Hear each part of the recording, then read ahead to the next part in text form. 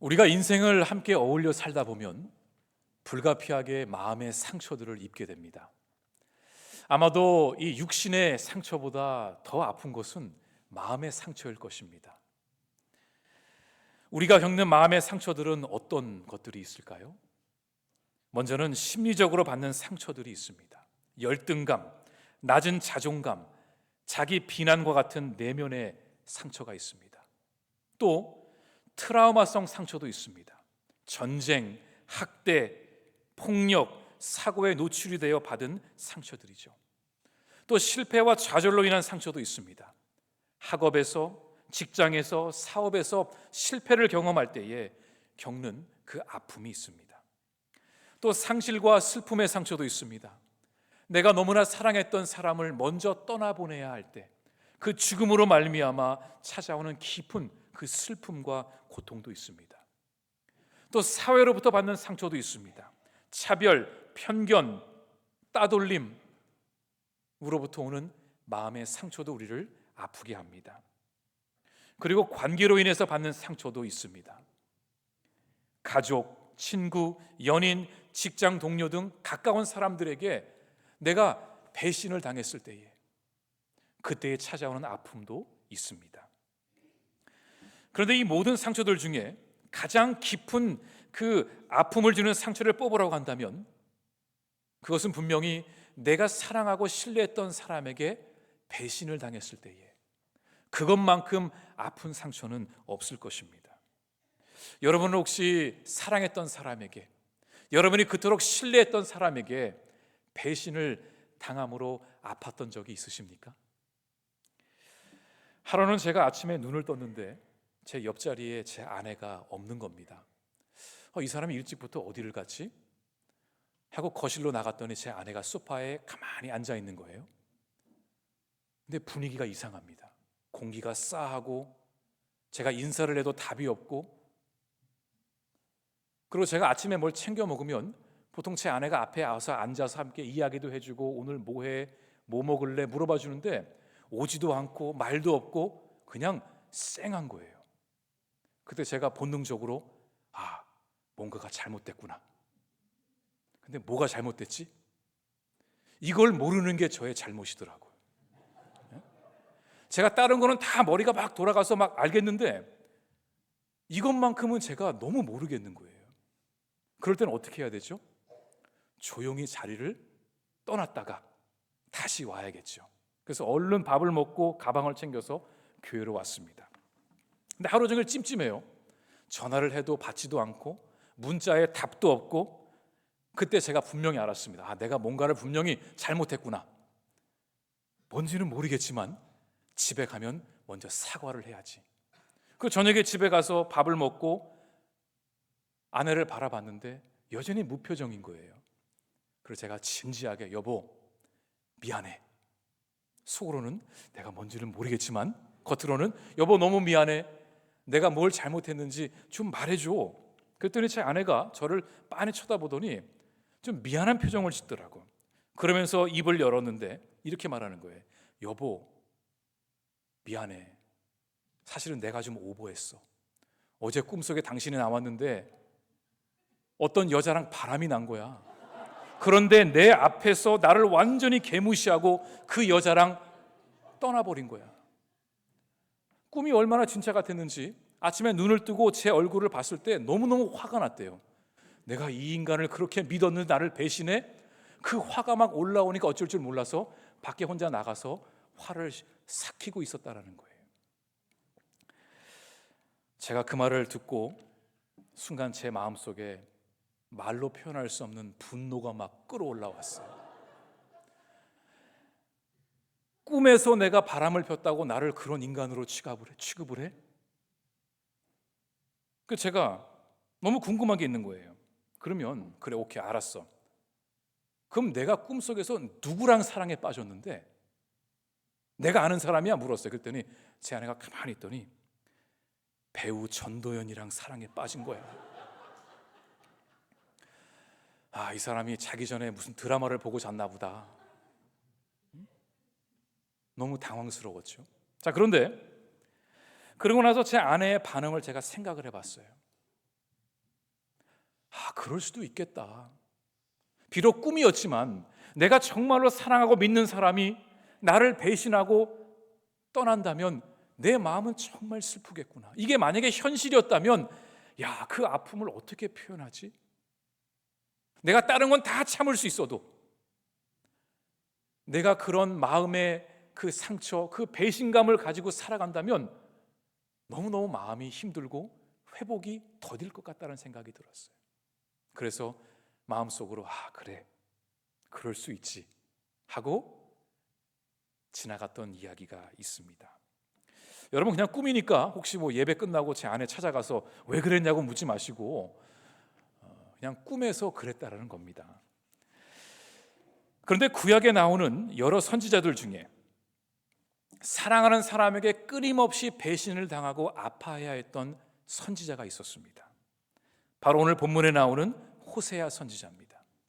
이 호세아는 기원전 8세기에 북이스라엘이 멸망해 가고 있을 때에 활동했던 선지자입니다. 그리고 직접 북이스라엘이 무너지는 모습을 목격하기도 했습니다. 그만큼 그 당시 이스라엘 백성들이 영적으로 굉장히 타락해 있었다는 거죠. 그런데 왜 호세아는 사랑하는 사람에게 배신을 당하고 또 배신을 당해야만 했을까요? 그 이유는 하나님께서 호세아 선지자에게 그렇게 하라고 명령하셨기 때문이었습니다. 우리 호세아 1장 2절 말씀에서 하나님이 어떤 명령을 하셨는지 살펴보겠습니다. 2절입니다. 여호와께서 처음 호세아에게 말씀하실 때 여호와께서 호세아에게 이르시되 너는 가서 음란한 여자를 맞이하여 음란한 자식을 낳으라. 이 나라가 여호와를 떠나 크게 음란하니라 하시니 이에 그가 가서 디블라임의 딸 고멜을 맞이하더니 고멜이 임신하여 아들을 낳으매. 아멘. 선지자들의 역할은 하나님의 말씀을 있는 그대로 전하는 것이었습니다. 절대로 더하거나 빼면 안 됩니다. 하나님이 그 백성들에게 주시는 그 모든 말씀을 있는 그대로 목숨을 걸고서라도 선포하는 게 선지자의 사명이었습니다. 그런데 때로는 하나님께서 선지자들에게 어떤 독특한 행동을 요구하시기도 했습니다. 그래서 사람들이 그 선지자의 삶의 모습을 보면서 그 행동을 보면서 하나님의 뜻과 의도를 알 수 있도록 한 것이었죠. 그렇다면 왜 하나님께서는 이 호세아에게 음란한 여자를 만나 결혼을 하게 하셨고 또 가정을 이루고 자식까지 낳으라고 말씀하셨을까? 이건 도무지 우리의 상식으로 잘 이해가 되지 않습니다. 호세아는 하나님의 말씀을 따라 이 고멜이라는 창녀를 아내로 맞이하게 됩니다. 이 성경에서 보통 창녀라고 이제 표현을 할 때 어떤 사람이냐면 한 사람이 아닌 여러 사람들에게 마음을 주고 사랑을 주며 몸을 파는 정결하지 못한 사람을 창녀라고 표현합니다. 그런데 하나님은 의도적으로 이 호세아 선지자에게 너는 가서 저 음란한 창녀라 불리는 고멜에게 찾아가서 그녀와 결혼을 하고 가정을 이루고 자녀를 낳으라고 하셨습니다. 그런데 고멜은 호세아와 결혼을 한 뒤에도 계속해서 다른 남자들을 만나고 다녔습니다. 어쩔 때는 며칠씩 집에 들어오지도 않았습니다. 그러면 그때마다 호세아는 밖으로 나가서 그 아내를 찾아 집으로 데리고 오기도 했습니다. 한 번은 고멜이 밖에 나갔다가 누군가에게 빚을 지게 되었고 결국은 갚지 못해서 노예로 끌려가게 되었습니다. 그때 하나님께서 호세아에게 너는 네가 갖고 있는 모든 재산을 팔아서 네 아내를 다시 사오라 그랬어요. 그래서 호세아는 그 말씀에 따라 자기 재산을 다 털어서 그 아내의 빚을 갚아주고 데려오기도 했습니다. 그런데 여러분, 이런 아내와 계속 사는 것이 맞을까요? 하지만 호세아는 계속해서 그 정결하지 못한 고멜을 용서하고 품어주고 사랑해 주었습니다. 세상 말로 호세아는 바보 같은 사랑을 했던 사람입니다. 왜 그랬을까요? 그것이 하나님이 호세아에게 주신 사명이었기 때문에 그랬습니다. 너는 정결하지 못하고 불성실한 고멜을 사랑하고 또 사랑하여라. 왜 하나님은 호세아에게 이런 사명을 주셨을까요? 이유가 있으셨습니다. 그것은 바로 호세아와 고멜의 모습을 통해서 이스라엘 백성들에게 주고자 하는 영적 메시지가 있었습니다. 여러분, 하나님과 이스라엘 백성들은 어떤 사이죠? 하나님과 하나님의 백성은 언약을 맺은 관계입니다. 어떤 언약이었을까요? 하나님 백성들에게 말씀하셨죠. 나는 너의 하나님이 될 것이고 너는 나의 백성이 될 것이다. 이 뜻은 단순히 내가 너를 다스리는 왕이니까 내 말을 잘 들어, 그런 갑과 을의 관계가 아니었습니다. 이 말의 뜻은 너희가 나의 백성이니 너희에게 어떠한 일이 있을지라도 내가 너희를 버리지 않고 내가 너의 하나님으로 너를 보호하고 지켜줄 것이다. 그러자 백성들이 뭐라고 답했죠? 하나님, 우리도 하나님을 일평생 섬기며 예배하며 하나님만을 생각하며 하나님 외에 그 어떠한 신들도 따라가지 않겠습니다. 하나님만 우리는 따라가겠습니다. 하나님의 말씀대로 살아감으로 우리도 거룩하신 하나님의 거룩한 백성들이 되겠습니다. 이 언약을 하나님과 백성들이 맺은 것입니다. 그러니까 이 언약은 사랑의 언약이었어요. 그 누구도 깰 수 없는 영원한 하나님의 사랑이 담겨 있는 언약이었습니다. 그런데 시간이 지나면서 이스라엘 백성들의 마음이 변하기 시작했습니다. 백성들은 하나님께 말로만, 입술로만 사랑한다 고백할 뿐 그들의 마음속에는 다른 신들을 사랑하고 있었습니다. 하나님께 예배는 드렸지만 형식적으로 드렸습니다. 겉으로만 드리는 척했을 뿐 하나님께 진심으로 예배하지 않았습니다. 그들의 진짜 중심에는 하나님이 아닌 다른 수많은 우상들이 자리 잡고 있었습니다. 일주일에 한 번은 하나님께 나와 예배하고 기도하고 찬양하고 제물을 올려드렸지만 나머지 6일 동안은 다른 신들을 쫓아다니며 하나님을 잊어버린 채 그러고 살아갔습니다. 여러분, 가나안 땅에서 이스라엘 백성들이 살 때에 그들을 가장 많이 유혹했던 그 신이 누군지 아세요? 이 가나안 땅엔 여러 신들이 있었습니다. 그런데 그 중에 유독 그 한 신이, 하나의 신이 이스라엘 백성들을 아주 집요하게 유혹했는데 그 신이 누구냐면 우리가 잘 알고 있는 바알 신입니다. 여러분, 바알 신이 어떻게 생겼는지 혹시 아세요? 이 고고학자들이 옛 고대 가나안 지역에서 그 발굴한 유물들을 보면은 많은 유물들이 이 바알 신의 형상들이었습니다. 그러니까 그 당시에 얼마나 많은 사람들이 바알 신을 섬겼는지 모릅니다. 근데 우리는 보통 신이라 그러면은 그리스 신화에 나오는 신들처럼 뭔가 웅장하고 아름답고 좀 힘이 있어 보이는 그런 신들을 생각할 수 있는데 이 바알 신이라고 불리는 그 신의 형상을 보면은 너무너무 초라해요. 제가 사진을 하나 보여드릴게요. 이게 고대 가나안 근동 지역에 지금의 이제 이스라엘 팔레스타인 지역이죠. 그 땅속 아주 밑에서 발굴한 바알 신의 형상들입니다. 그냥 호리호리하게 생겨서 덥수룩한 수염이 있고 꽃갈콘 같은 모자를 쓰고 있는 이 형상이 바로 이스라엘 백성들이 그토록 사랑하고 숭배했던 바알 신의 모습입니다. 우린 이걸 보면서 속으로 저게 무슨 신이야? 아니 저걸 믿겠다고 하나님을 버리고 저 바알을 쫓아가? 잘 이해가 되지 않아요. 그런데 왜 바알 신앙이 그렇게 매력적으로 보였을까? 이유가 있었습니다. 제가 여러분께 바알 신앙을 한 문장으로 제가 표현해 드릴게요. 바알 신앙은 내가 정성을 다해 예배하고 정성을 다해 기도하고 정성을 다해 내가 바치면 내가 원하는 것을 이루어 주신다라는 거예요. 이게 바알 신앙이었습니다. 여러분, 얼마나 매력적입니까? 내가 원하는 게 있어요. 내가 그 신에게 정성을 다 바치면 그걸 주겠대요. 근데 우리 하나님은 뭐라 그러셨죠?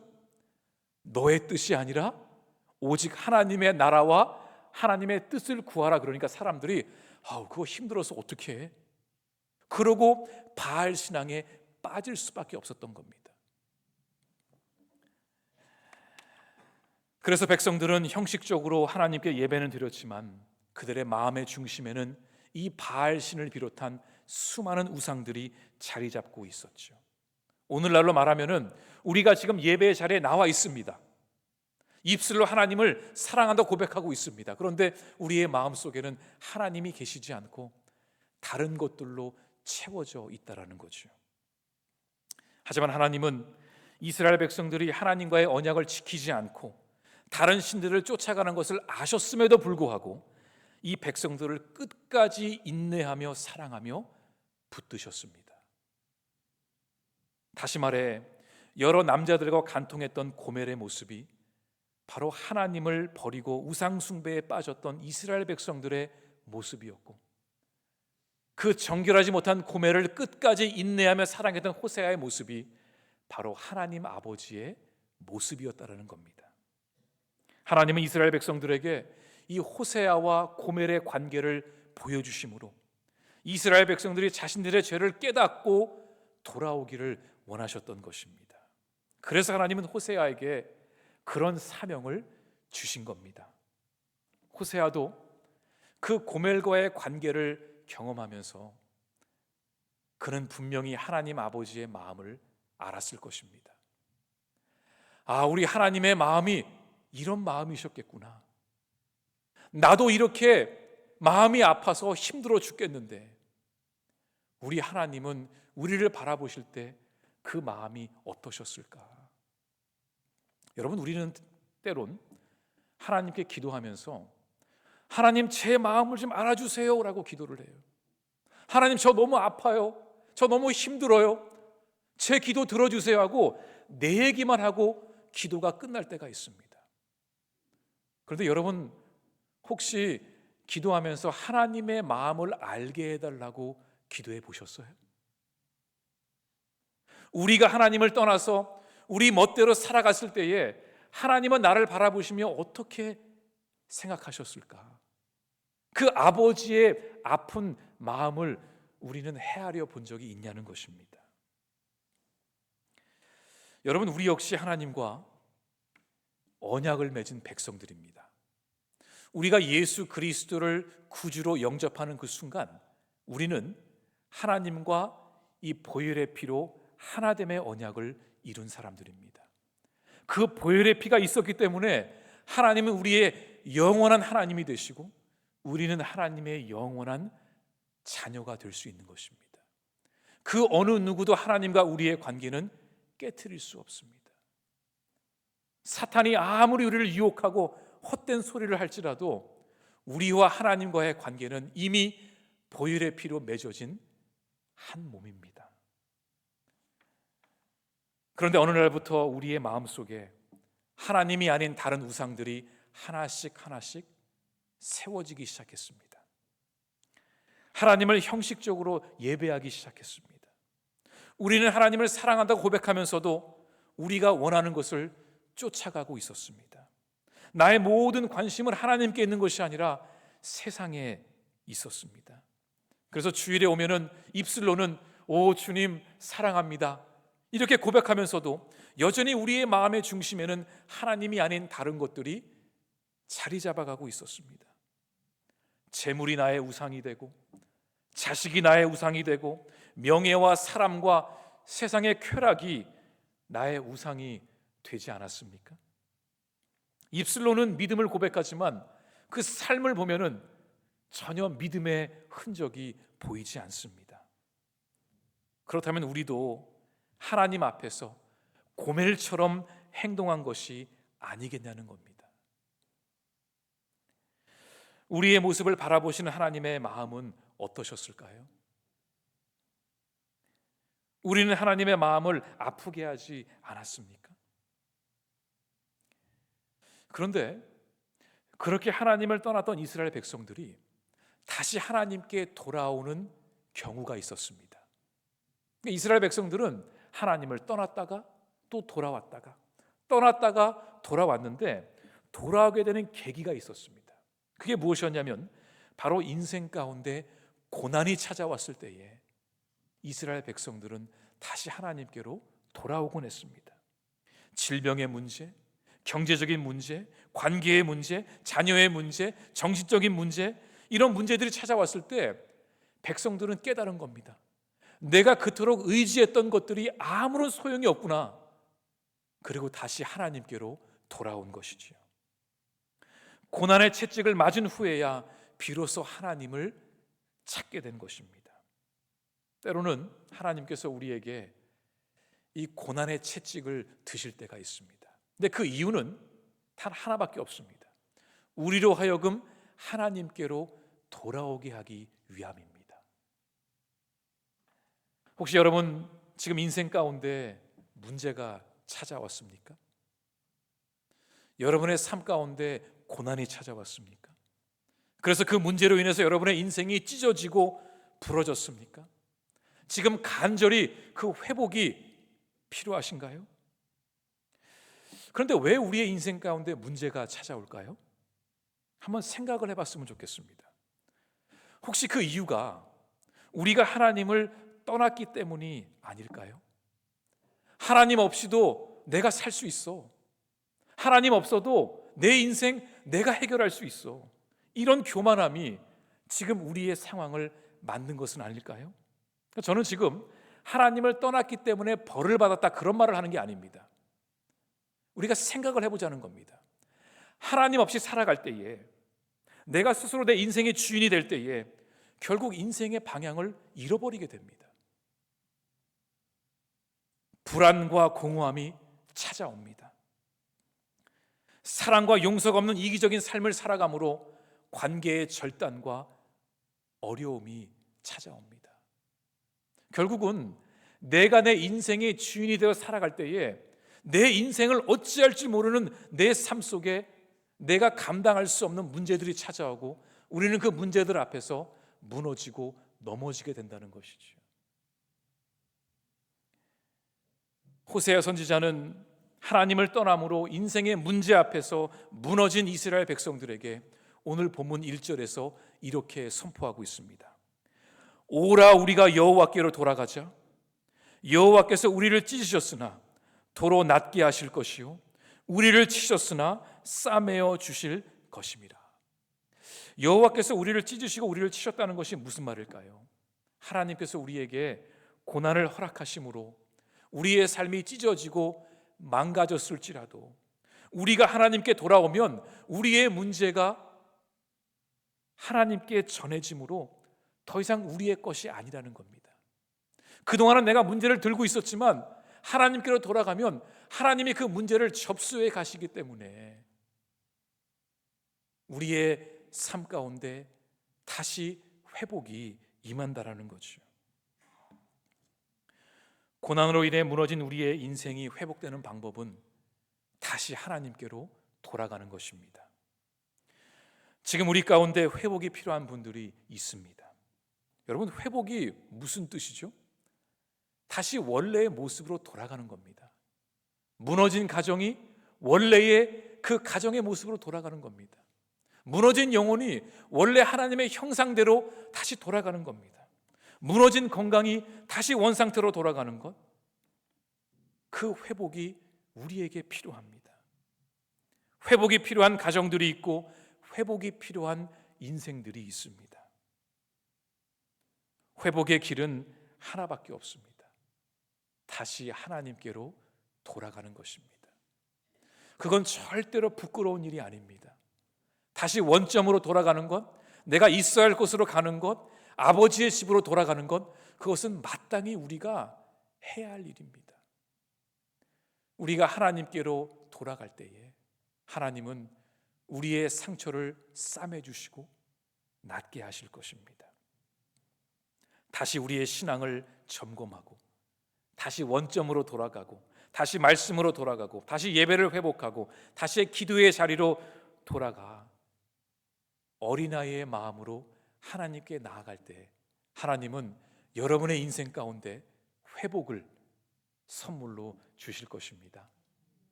여러분, 올 한 해도 이제 2달밖에 남지 않았습니다. 얼마나 시간이 빨리 갔는지 모릅니다. 올 한 해를 되돌아보며 나는 주님 앞에 어떤 믿음의 사람으로 서 있었는가? 혹시 올해 초에는 하나님께 서 있었는데 내 신앙이 흐트러진 것은 아닌가? 그렇다면 여러분 다시 제 자리로 돌아오셔야 됩니다. 그리고 하나님을 여러분의 하나님으로 찬양하고 예배하시기 바랍니다.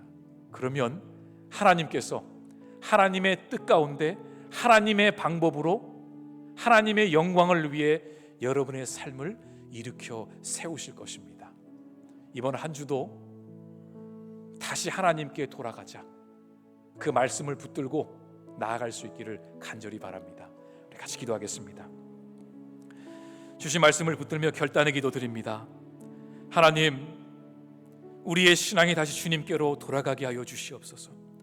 다시 기도의 자리로, 말씀의 자리로 주님 앞으로 나아감으로 우리의 인생이 회복되게 하시고 오직 주님만을 붙들며 나아가는 믿음의 성도들 되게 해달라고 우리 시간 말씀을 붙들며 결단의 기도 드리겠습니다.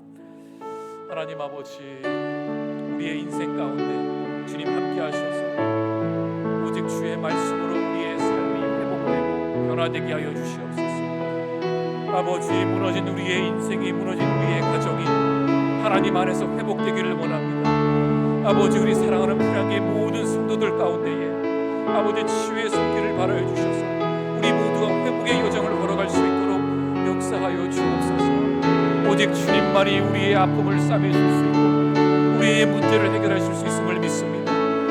여호와께로 돌아가자, 하나님께로 돌아가자. 그 믿음의 결단이 우리의 삶 가운데 임하게 하여 주시옵소서. 아버지,